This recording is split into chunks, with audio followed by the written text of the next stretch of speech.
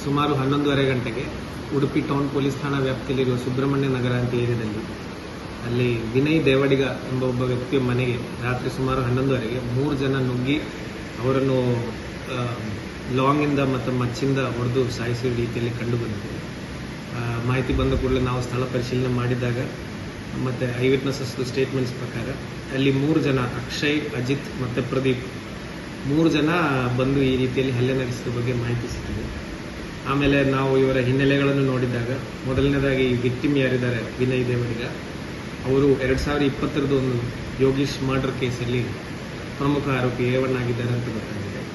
ಎರಡನೇದಾಗಿ ಈ ಅಟ್ಯಾಕ್ ಮಾಡಕ್ಕೆ ಬಂದಿರುವಂಥದ್ರಲ್ಲಿ ಪ್ರದೀಪ್ ಎಂಬುವರಿದ್ದಾರೆ. ಅವರು 2016ರಲ್ಲಿ ಪ್ರವೀಣ್ ಪೂಜಾರಿ ಮರ್ಡರ್ ಕೇಸಲ್ಲಿ ಬ್ರಹ್ಮಾವರ ಪೊಲೀಸ್ ಠಾಣಾ ಲಿಮಿಟಲ್ಲಿ ರೌಡಿ ಶೀಟರ್.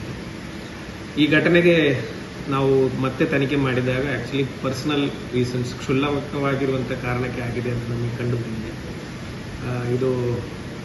ಇದರಲ್ಲಿ ಘಟನೆ ನಿಜವಾಗಿ ಏನಾಗಿದೆ ಅಂತ ಹೇಳಿದರೆ, ಈ ಆರೋಪಿಯಾಗಿರುವಂಥ ಅಕ್ಷಯ್ ಎಂಬವರಿಗೆ ಜೀವನ್ ಎಂಬವರು ಒಂದು ಹಣದ ವ್ಯವಹಾರ ವಿಚಾರದಲ್ಲಿ ಅವರು ಬೇರೊಬ್ಬರೊಟ್ಟಿಗಿದ್ದ ಹಣದ ವಿಚಾರದಲ್ಲಿ ಒಂದು ಸರ್ತಿ ಫೋನ್ ಮಾಡಿ ಅಕ್ಷಯ್ ಅವರ ಹೆಂಡತಿಯನ್ನು ಅಕ್ಷಯ್ ಹಾಗೂ ಅವರ ಹೆಂಡತಿಗೆ ಬೈದಿದ್ದಾರೆ. ಆ ಬೈದದ ಆಡಿಯೋವನ್ನು ತಗೊಂಡು ಈ ವಿಕ್ಟಿಮ್ ಆಗಿರುವಂಥ ವಿನಯ್ ಏನಿದ್ದಾರೆ ಅವರು ಅವರ ಫ್ರೆಂಡ್ಸ್ ಗ್ರೂಪ್, ಇವರೆಲ್ಲ ಫ್ರೆಂಡ್ಸ್ ಇದ್ದಾರೆ, ಅವರ ಫ್ರೆಂಡ್ಸ್ ಗ್ರೂಪಿಗೆ ಹಾಕಿ ಇವನ ಹೆಂಡತಿಗೆ ಬೈದಿದ್ದಾರೆ, ಆದರೆ ಅವನು ಏನು ಹೇಳ್ತಿಲ್ಲಲ್ವ ಅಂತ ಹೇಳಿ ಅವಮಾನ ಮಾಡಿದ್ದಾರೆ.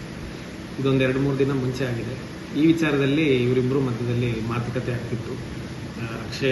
ಅಕ್ಷಯ್ ನನ್ನ ಹೆಂಡತಿಗೆ ಯಾಕೆ ನೀವು ಅವಹೇಳನ ಮಾಡಿದ್ದೀರಿ, ಕ್ಷಮೆ ಕೇಳಬೇಕು ಅಂತ ರೀತಿಯಲ್ಲೆಲ್ಲ ಡಿಸ್ಕಷನ್ ಆಗಿದೆ. ಅದು ಮತ್ತೆ ಮುಂದುವರೆದು ನಿನ್ನೆ ರಾತ್ರಿ ಅಕ್ಷಯ್, ಅಜಿತ್ ಮತ್ತು ಪ್ರದೀಪ್ ಘಟನಾ ಸ್ಥಳಕ್ಕೆ ಬಂದು ಇವರನ್ನು ಅಟ್ಯಾಕ್ ಮಾಡಿ, ನಮ್ಮ ವಿನಯನ್ನು ಅಟ್ಯಾಕ್ ಮಾಡಿ ಮರ್ಡರ್ ಮಾಡಿದ್ದಾರೆ. ಮರ್ಡರ್ ಮಾಡಾದ್ಮೇಲೆ 3 ಜನ ಆರೋಪಿಗಳು ಬ್ರಹ್ಮಾವರ ಪೊಲೀಸ್ ಠಾಣೆಯಲ್ಲಿ ಹೋಗಿ ವಿತ್ ವೆಪನ್ ಸರೆಂಡರ್ ಆಗಿದ್ದಾರೆ.